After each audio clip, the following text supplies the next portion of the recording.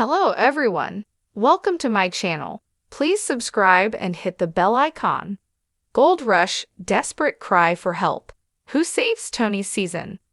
Gold Rush star Tony Beats may be king of the Klondike, but this season has been horrific for the seasoned gold miner. He is mining a fraction of what Parker Schnabel is mining. Moreover, the loss of his son Kevin has seemed to create an imbalance on the Beats team. But help is on the way. Who is coming to save Tony in the Gold Rush Season 14? Episode 14, Desperate Cry for Help. Note that the Discovery synopsis has shared a major spoiler. Read on with caution. Who saves Tony's season in Gold Rush episode Desperate Call for Help? Gold Rush fans have been watching Tony Beats and his family struggle throughout Season 14. It all started with Kevin Beats deciding to take the season off to garden and hang out at home. Tony even asked Parker for help, but Schnabel refused. However, in the upcoming Season 14, Episode 14 entitled Desperate Call for Help, someone does come to the rescue to save Tony. According to the Rotten Tomatoes synopsis, Tony's son Kevin returns to help save the family business. Parker scrambles to fix a burst dam and keep the big Dominion Creek gold weights going. Wildfires threaten to shut Rick down before he can bring in his first bench-cut gold. This is fantastic news for the Beats team. Mike and Monica have given it their all, but they are struggling. In the previous episode, Parker Comes Alive, Tony moved the whole operation to Paradise Hill. Yet he could not keep his cool when his daughter Monica was not doing exactly what he wanted. This was a painful breakdown for Monica and everyone watching the Discovery Gold Mining show. Kevin Beats is confident and competent. Moreover, he has the full trust of his father. But can he save this season? Parker Schnabel mining nearly 5 times the gold Tony Beats is.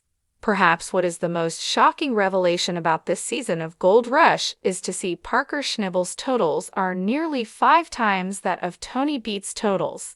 So far, Parker has weighed in 2,222.4 ounces of gold, at a value of $4.35 million. As for Tony, they have managed to scrape together 462.42 ounces at a value of $924,840.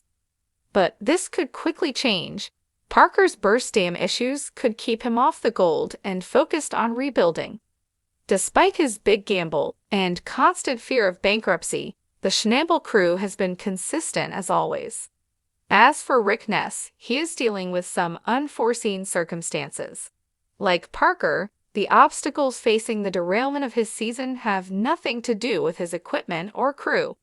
Unfortunately, fires are a real issue that miners have to deal with. Can these two miners find a way to overcome some of the worst challenges of this season? The air was thick with anticipation and anxiety in the small Alaskan town as winter approached. Tony Goldtooth McGregor stood at the edge of his claim, staring at the daunting landscape before him.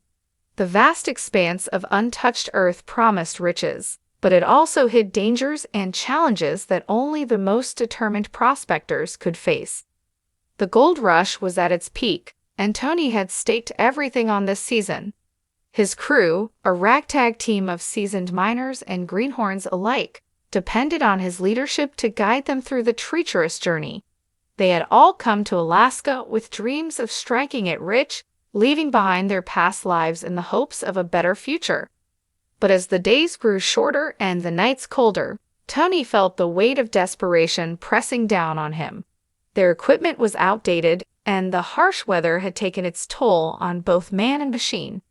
The river, once a shimmering promise of gold, now ran low and sluggish, yielding little more than pebbles and disappointment.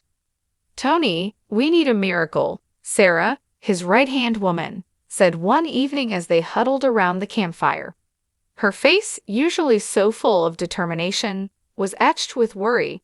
"We're running out of time and resources. If we don't hit a big strike soon, we're finished." Tony knew she was right.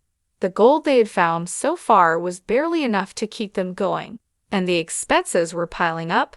He looked around at his crew. their faces illuminated by the flickering flames. They were tired, hungry, and losing hope. Tony had to find a way to save the season, or they would all be left with nothing. That night, as the wind howled outside his tent, Tony lay awake, wrestling with his thoughts.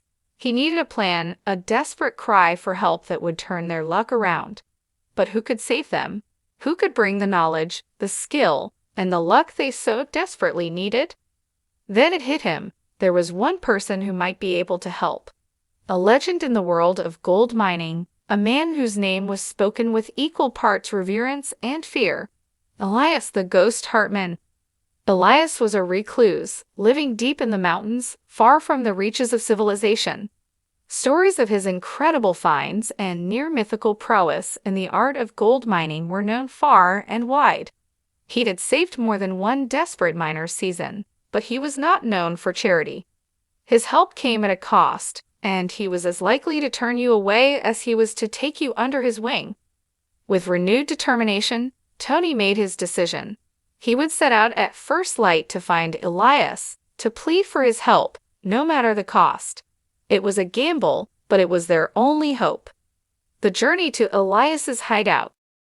The first signs of a harsh winter were already evident as Tony stood on the edge of his claim, staring at the snow-covered mountains in the distance. The sky was a bleak gray, heavy with the promise of more snow, and a biting wind whipped through the valley, stinging his face. This season had been one of the toughest he had ever faced, and as he looked over the barren landscape, a desperate cry for help echoed in his mind. Tony had always been a fighter, a relentless force in the world of gold mining. From the very beginning, he had tackled every challenge head-on, driven by the dream of striking it rich. But this year was different. The gold rush had turned into a desperate scramble for survival. Equipment failures, financial setbacks, and treacherous weather had all conspired to push him to the brink. Now, with his season hanging by a thread, Tony knew he needed a miracle.